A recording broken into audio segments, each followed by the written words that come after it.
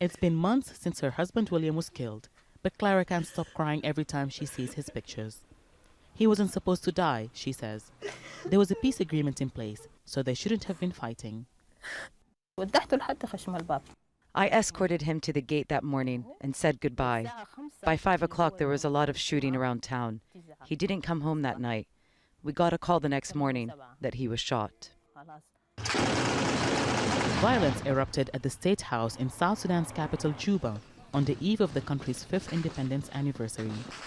The fighting between President Kiir's forces and those loyal to his former Vice President Riek Machar marked the end of a peace deal signed in 2015. It was also the end of Clara's husband's life. He was buried in the family's backyard as the battle raged on. His sister said they couldn't even give him a proper funeral. He was the one who raised me since I was young. He took me from my mother and father and I lived with him. He was like a father to me and we couldn't honor him in death. The family weren't able to get to William immediately when they heard he'd been shot. They said soldiers were everywhere and they didn't know how to get to the hospital.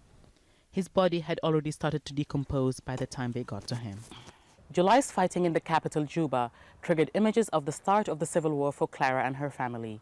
Now, even the sight of a group of soldiers on the road brings back horrific memories of the 3 years of conflict, the gunshots, and the loved ones they lost.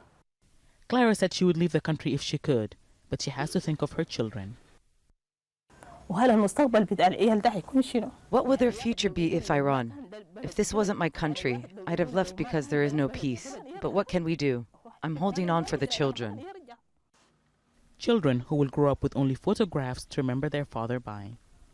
Hiba, Al Jazeera, Juba.